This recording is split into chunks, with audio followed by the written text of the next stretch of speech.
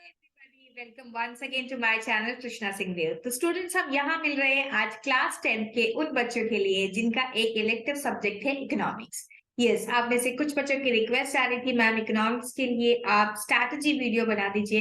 तो here I am, आपकी request को पूरा करना मैं अपना टॉप प्रायोरिटी में से एक काम समझती हूँ। तो यस, मैं हूँ यहाँ पर आज आपकी लिए और आपको हेल्प करने के लिए। इकोनॉमिक्स के लिए आज हम स्ट्रैटेजी प्रिपेयर करेंगे। आपका बोर्ड एग्जाम जस्ट थोड़े ही दिनों में है, तो इकोनॉमिक्स के पेपर के लिए हमें अपने आप को कैसे स्ट्रैटेजाइज करना चाहिए। अब बात आती है मार्किंग स्कीम को। अगर हम देखें तो क्लास 12 के लिए तो बोर्ड ने बहुत क्लियरली इस साल बता दिया है। आईएससी बोर्ड ने बता दिया है कि 40 मार्क्स का माइक्रो इकोनॉमिक्स होने वाला है एंड 40 मार्क्स का मैक्रो इकोनॉमिक्स होने वाला है। उसमें भी इंटरनल यूनिट वाइज मार्किंग बहुत अच्छी तरीके से दे दी गई है। काश ये काम बोर्ड 10th के लिए भी कर देता, लेकिन बोर्ड ने ये काम 10th के लिए नहीं किया है।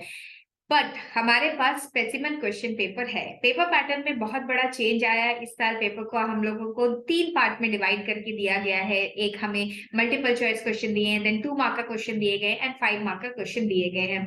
तो मैंने आपके लिए काम थोड़ा आसान किया है। कैसे? मैंने अपने स्पेसिमेन पेपर को, इस साल का जो स्पेसिमेन पेपर जो है सीआईएससी बोर्ड ने जो इश्यू किया है उसको और कुछ पास पेपर्स को देख करके एक मार्किंग स्कीम तैयार करी है। मैं पहले ही डिस्क्लेमर दे दूं कि ये मेरे द्वारा बनाई गई मार्किंग स्कीम है। इसका सीआईएससी बोर्ड के किसी भी अनाउंसमेंट और नोटिफिकेशन से कोई भी लेना देना नहीं है। एज अ टीचर मैंने एनालाइज किया है और मैं यहाँ पर वो बातें आपके लिए लेकर आ रही हूँ जो मुझे लगता है कि इम्पोर्टेंट है। ये है आपका सिलेबस एंड मैंने इसको देख करके, स्पेसिमेन पेपर को देख करके और कुछ पास्ट ईयर्स के पेपर्स को देख करके एक मार्किंग बनाई है जिसको कि आप मोटा मोटा फॉलो कर सकते हैं। लेकिन यस, मैं फिर से आपको बोल दूं कि ये मेरे द्वारा दिया गया है, ये बोर्ड ने नहीं दिया है। चलिए, तो हम काम जो है आज लिख करके करेंगे प्रॉपरली। आप भी अगर अभी तक पेन एंड पेपर लेकर नहीं बैठे हैं तो प्लीज पेन एंड पेपर लेकर आ जाइए और वीडियो को यहाँ पे पॉज कर दीजिए पहले। तो यहाँ मैं आ गई हूँ। इस जगह पर मैं आपको सारी चीजें लिखकर बताऊंगी। सबसे पहले हम बात करते हैं हमारे यूनिट 1 की।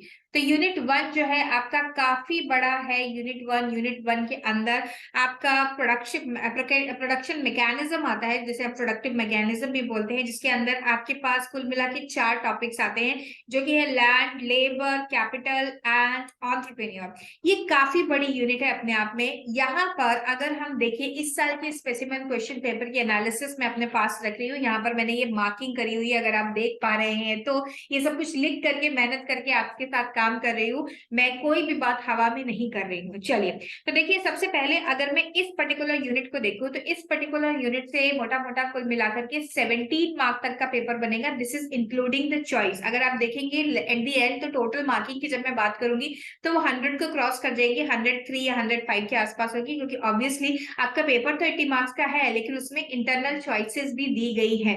ओके, सेक्शन बी, अगर हम लास्ट वाले सेक्शन जहां 5 मार्क के क्वेश्चन की बात करते हैं वहां की बात करें तो इसीलिए आपका ओवरऑल मार्किंग बढ़ेगा। ये इंक्लूडिंग चॉइस की बात करें।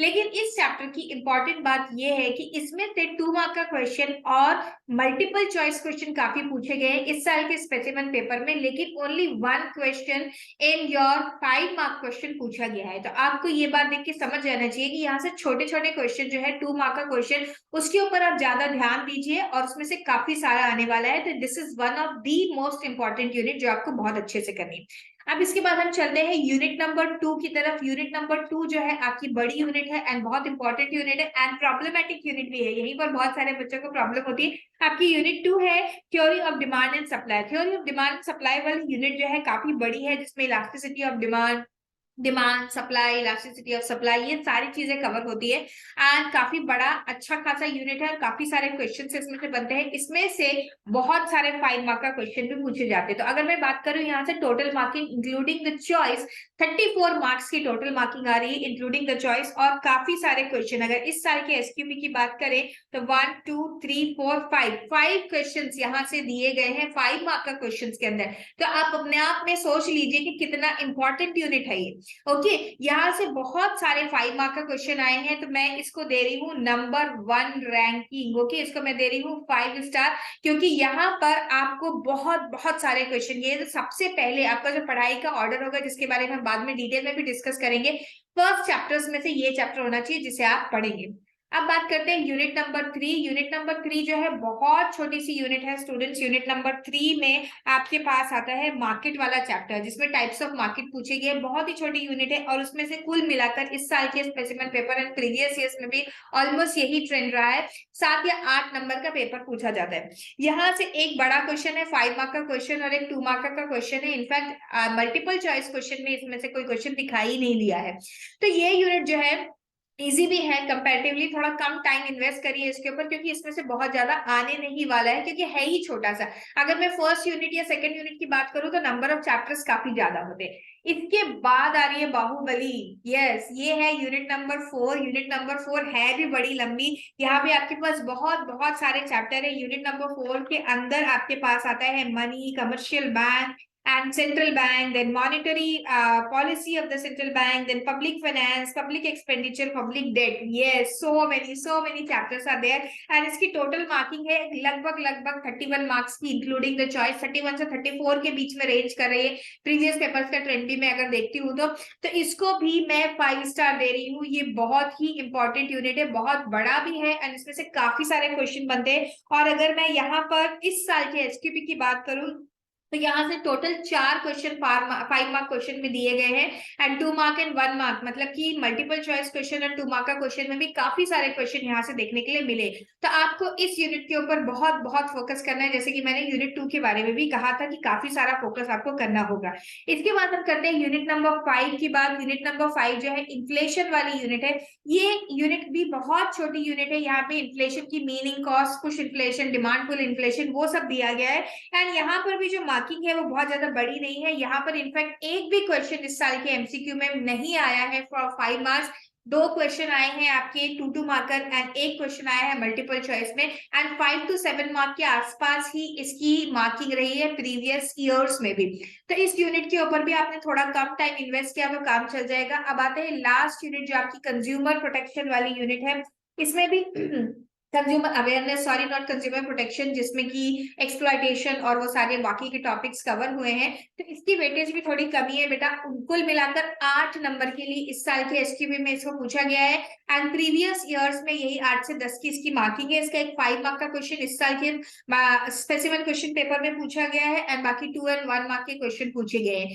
तो अब आपको देखकर यहाँ से बहुत अच्छे से समझ में आ गया आपका सीक्वेंस क्या होना चाहिए। आपका सीक्वेंस होना चाहिए, फर्स्ट आपको स्टार्ट करना है स्टडिंग चैप्टर यूनिट नंबर 2। इसके अंदर जितने भी चैप्टर्स है without leaving any of the concept of those chapters आपको बहुत अच्छे से पढ़ना है।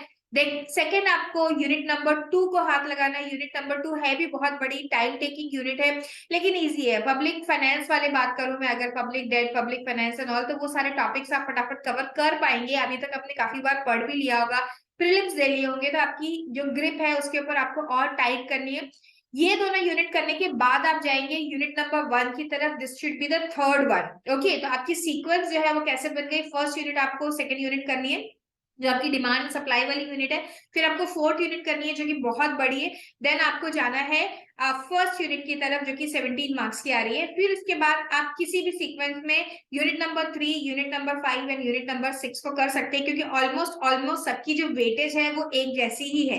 तो इसीलिए आपको बहुत ज्यादा यहाँ पर टाइम इन्वेस्ट नहीं करना है। आप थोड़ा टाइम इन्वेस्ट करके भी इसको अच्छे से कर पाएंगे। इनके जो क्वेश्चन है उसमें आपको खुद ही, आप जब क्वेश्चन पेपर्स देखेंगे, अपना सैम्पल क्वेश्चन पेपर देखेंगे, पिछले साल के पेपर्स देखेंगे पीपल्स परफॉर्मेंस में, तो आपको पता चल जाएगा कि बहुत ज्यादा क्वेश्चंस जो है उसमें वैरायटी नहीं आएगी, एक ही तरीके के क्वेश्चंस को पूछा जा रहा है। तो स्टूडेंट्स ये थी आपकी इकोनॉमिक्स की स्ट्रैटेजी। इकोनॉमिक्स के एग्जाम के लिए आपको बहुत अच्छे से प्रिपेयर करना है एंड इन सारे चैप्टर को अगर आप इसी सीक्वेंस में पढ़ लेंगे तो मुझे लगता है कि आप काफी अच्छे से अपना पेपर जो है प्रिपेयर कर पाएंगे और लिख के दे आ पाएंगे। एंड एक और बात मैं आपको बोल दूं कि इकोनॉमिक्स के पेपर में हमको कई बार ऐसा लगता है कि पेपर बहुत सिंपल है, हम अच्छे से कर पाएंगे, हम ओरली पढ़ के क्वेश्चन पेपर अटेम्प्ट करने की कोशिश करते हैं, बट ऐसी गलती आप बिल्कुल भी ना करें। आपको इकोनॉमिक्स की रेगुलर राइटिंग प्रैक्टिस की जरूरत है। आप बाकी सब्जेक्ट्स के ऊपर ध्यान दे रहे होंगे, देते रहिए। इकोनॉमिक्स को आपको कम से कम 2 से 3 क्वेश्चन एवरीडे लिखने की प्रैक्टिस करनी चाहिए। और जो यूनिट नंबर 2 है, जहाँ पे काफी सारे डायग्राम्स भी है,